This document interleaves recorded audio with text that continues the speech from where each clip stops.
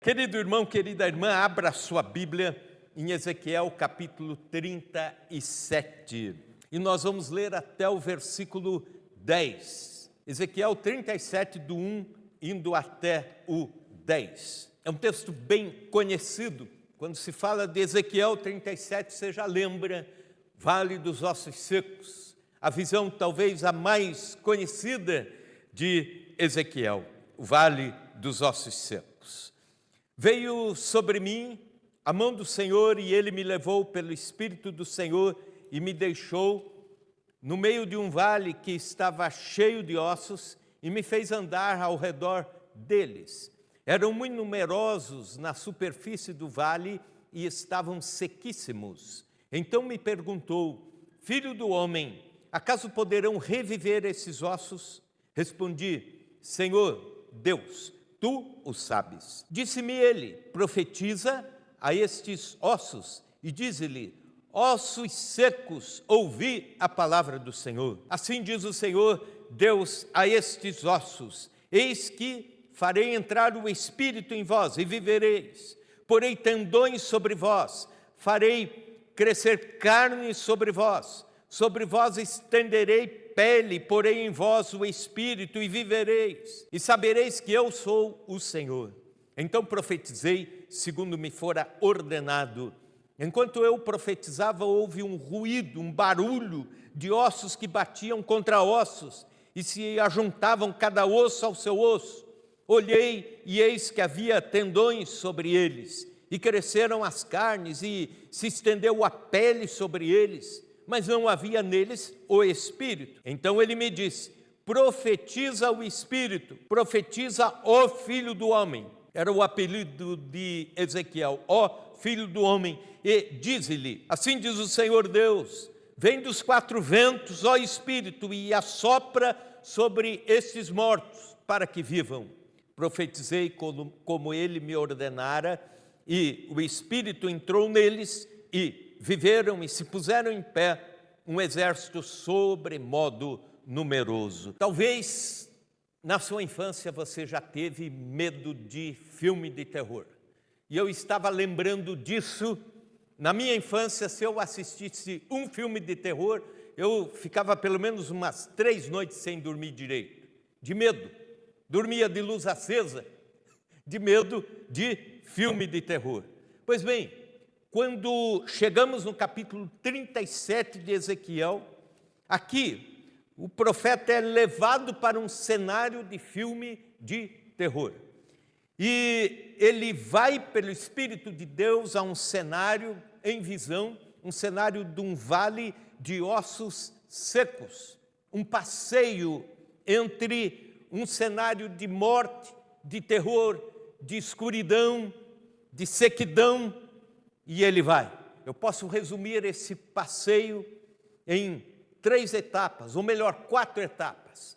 Cada etapa com uma letra R no começo. Ruína, reunião, ressurreição e recrutamento.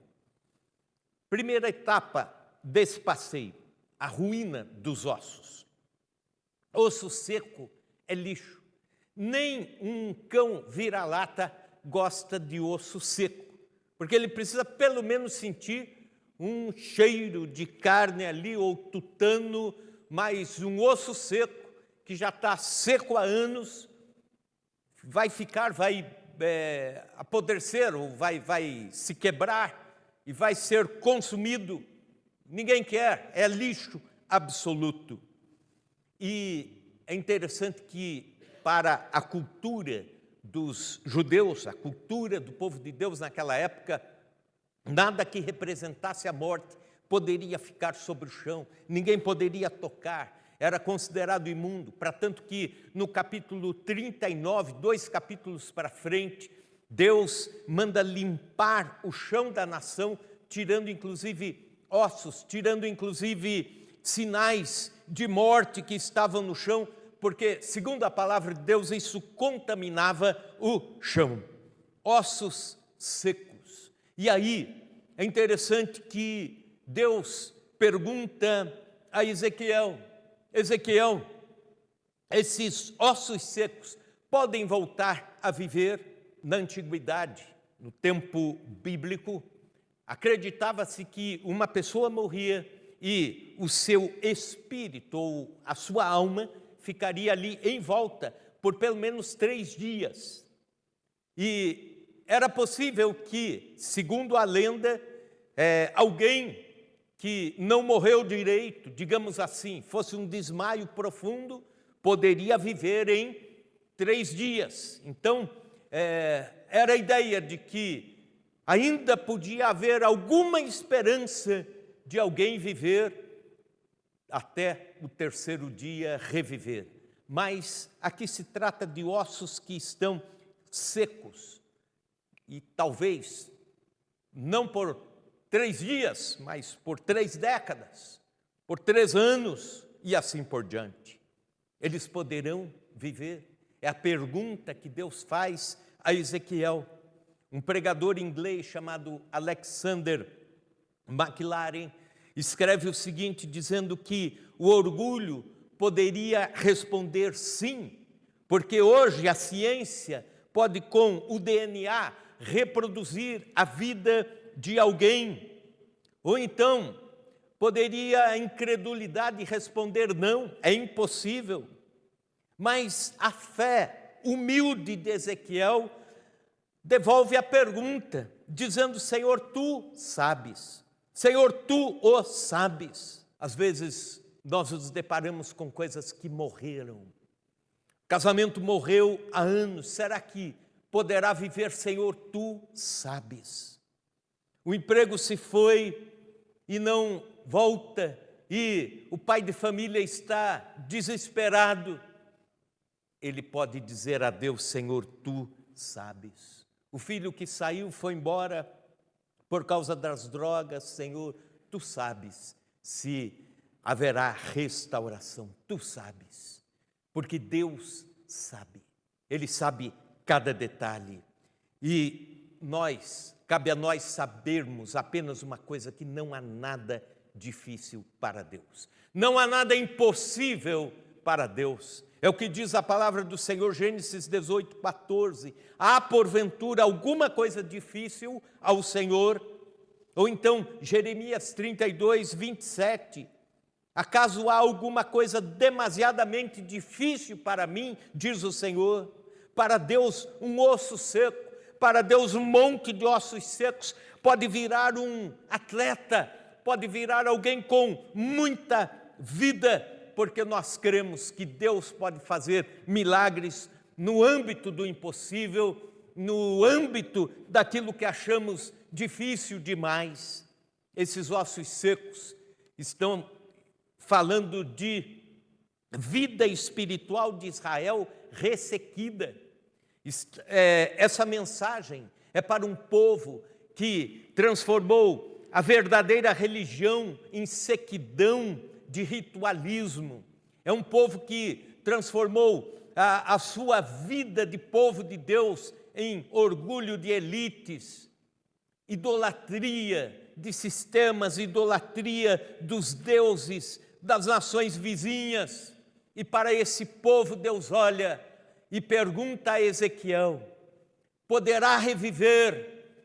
E o Ezequiel diz: Senhor, tu sabes.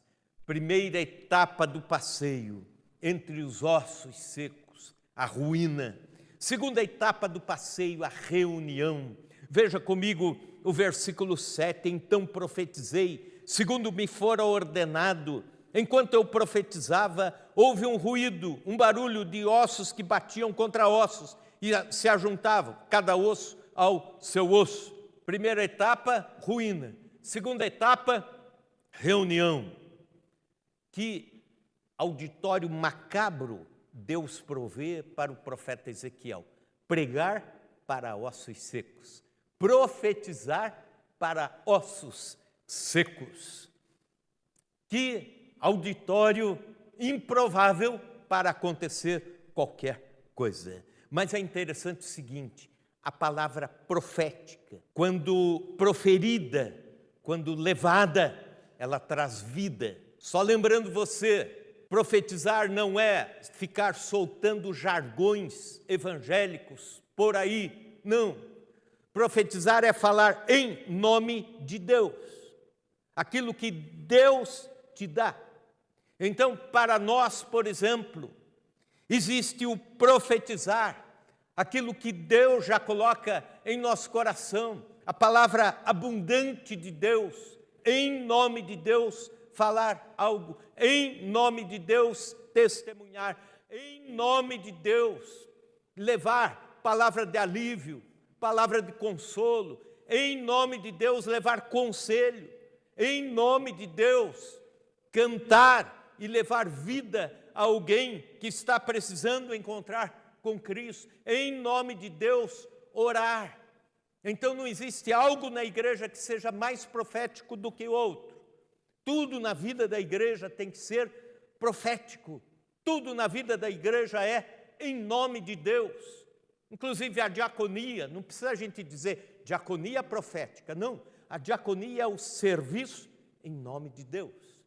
A música, a mídia, em nome de Deus. A pregação, em nome de Deus. Então, tudo aquilo que está decorrendo em nome de Deus é para trazer vida a um mundo de ossos secos. É a palavra profética. O mais interessante é que ele começa a profetizar e de forma ordenada os ossos começam a se encontrar. Imagine que milagre interessante, um grande barulho no vale e a bacia se encontra com os ossos da perna, crânio, costelas vão se encontrando, os discos da coluna vão se encontrando, os fêmures, as tíbias vão se encontrando e se encaixando. Eu posso imaginar a cena, uma perna perguntando, escuta, você viu por aí meu pé? Estou procurando meu pé, encontrei.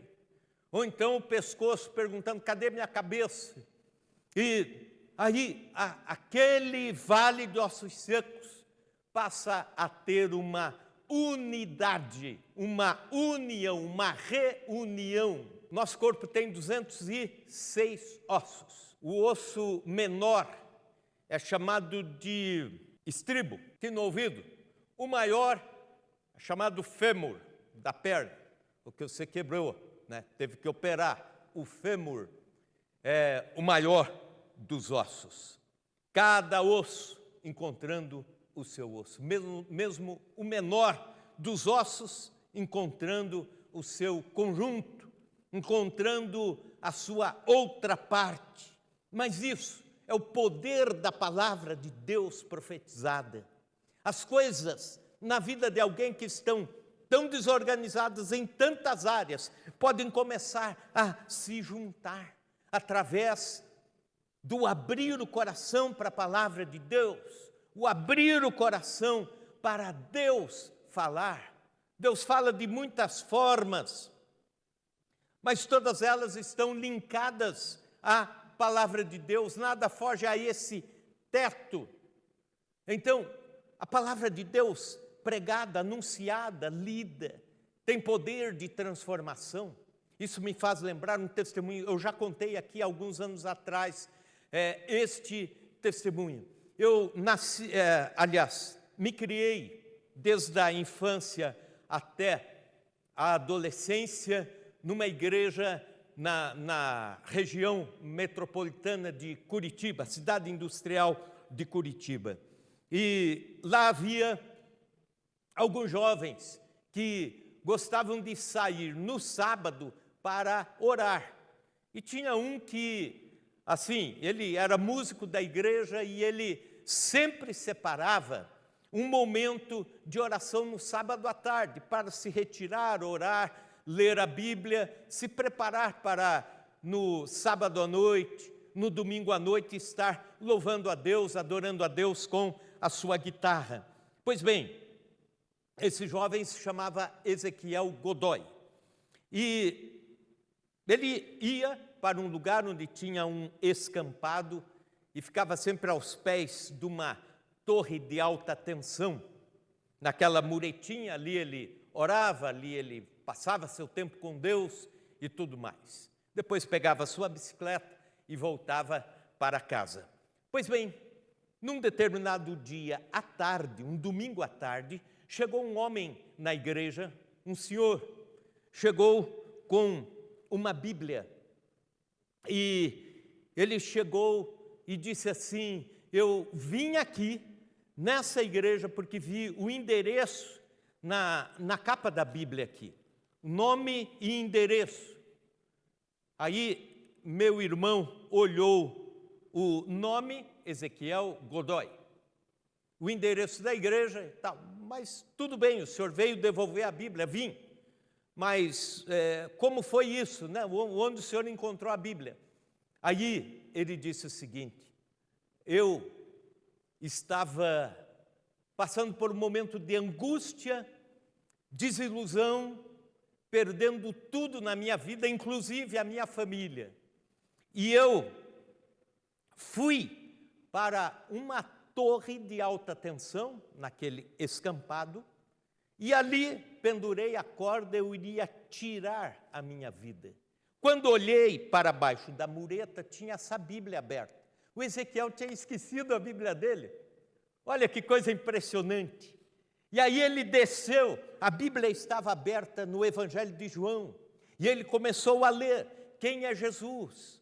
E ele foi lendo, e ele disse: é Deus falando naturalmente, é Deus me mostrando que não é para eu consumar o ato. E aí ele procura e vai para a igreja. Lá ele tem um encontro dele com Jesus, já oraram por ele, ele já começou a ir para a igreja, já marcaram, os jovens da igreja já marcaram a visita para ele e tudo mais, aquela alegria em volta do testemunho de alguém que encontrou a palavra viva que fez ossos reviverem. Palavra de Deus, o poder da palavra de Deus. Então, reunião. E aí, a terceira etapa desse passeio, a ressurreição dos ossos. Versículo 8, olhei, e eis que já havia tendões sobre eles, e cresceram as carnes, e se estendeu a pele sobre eles, mas não havia neles espírito. Agora o versículo 10, profetizei, como ele me ordenara, e o Espírito entrou neles, e viveram e se puseram em pé, um exército sobremodo numeroso. Ressurreição dos ossos. Eu fico imaginando essa cena, como era aquelas cenas de videocassete. Talvez você lembre disso. Ia soltando a fita, o filme, e de repente você recolhia o filme novamente, o filme vinha fazendo a cena ao contrário. Então aqui é a cena da morte ao contrário. Ezequiel está vendo a morte se transformando em vida. Então, como se ele estivesse vendo o filme caminhar ao contrário, e ele vê nervos, tendões, carne, vindo sobre os ossos secos, que já estavam agora ajuntados, reunidos, cada osso no seu osso. Deus enxerga o avesso das coisas que a gente não imagina. Ele vê possibilidades, ele vê inúmeras chances de vida onde a gente só vê morte. Deus vê os tendões espirituais, a pele, e é isso que o texto está dizendo. O milagre da vida está acontecendo, a ressurreição espiritual do povo de Deus está acontecendo onde a palavra foi profetizada, onde a palavra foi pregada.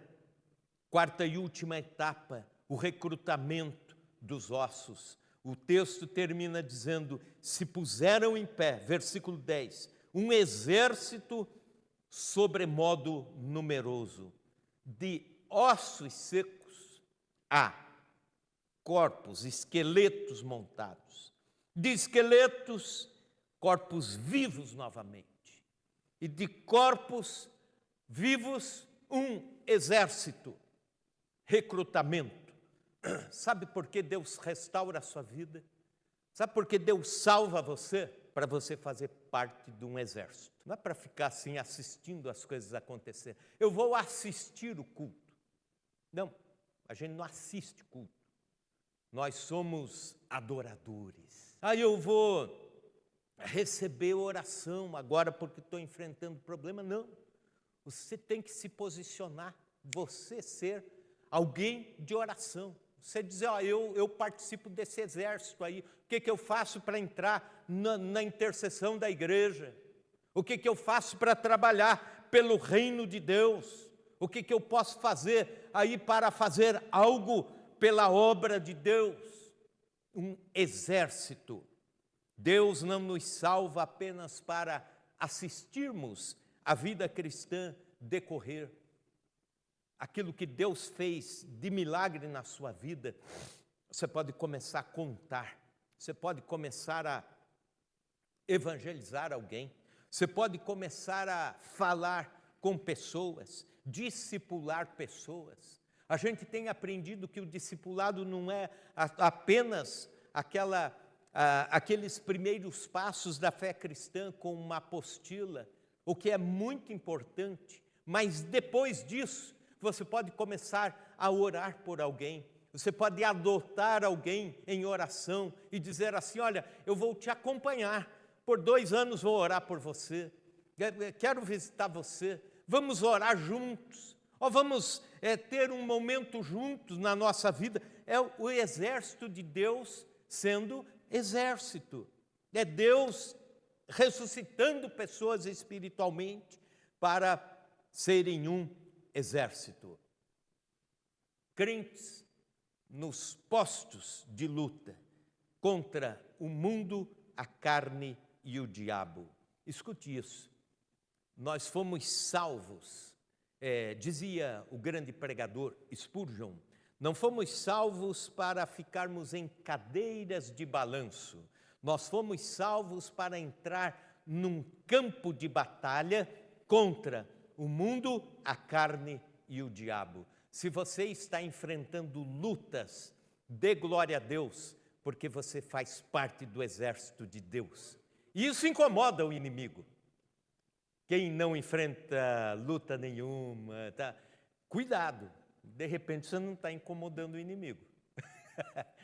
De repente, você não está incomodando o reino das trevas, não está sendo um soldado encostado, né? É o apelido de crente 4S, salvo, satisfeito, saudável e sentado. Salvo, satisfeito, saudável, mas sentado, né? É hora de sermos deste grande exército de Deus. Deus quer recrutar pessoas para as batalhas espirituais, para a obra de Deus, para o trabalho de Deus, para a obra do Senhor. Eu quero te convidar a ficar em pé agora. Conta-se que num leilão oferecia-se um violino velho, empoeirado, abandonado, e o leiloeiro gritava, quem dá $2? Ninguém erguia a mão. $3, ninguém erguia a mão. Ele ficava lá gritando. De repente, lá do fundo, um homem levantou, pediu licença, foi à frente, tirou o pó rapidamente do violino, afinou, tensionou o arco e começou a tocar. A canção tomou conta do ambiente de uma forma angelical. Todos ficaram ali parados, estagnados, ouvindo a melodia. Ele terminou, entregou novamente o violino ao leiloeiro. O leiloeiro gritou, quem dá $100? Alguém já levantou a mão, 200, 500, 1.000, $5.000. E o violino foi vendido por um valor alto. Sabe o que acontece com a nossa vida? A gente vai ficando empoeirado, velho, e vira osso seco e vira violino sem trazer música, sem gerar a beleza da música. Deus chama nessa noite para sairmos da posição de ossos secos e virmos para o exército de Deus. Deus nessa noite está soprando vida. Deus nessa noite está trazendo vida sobre o seu povo.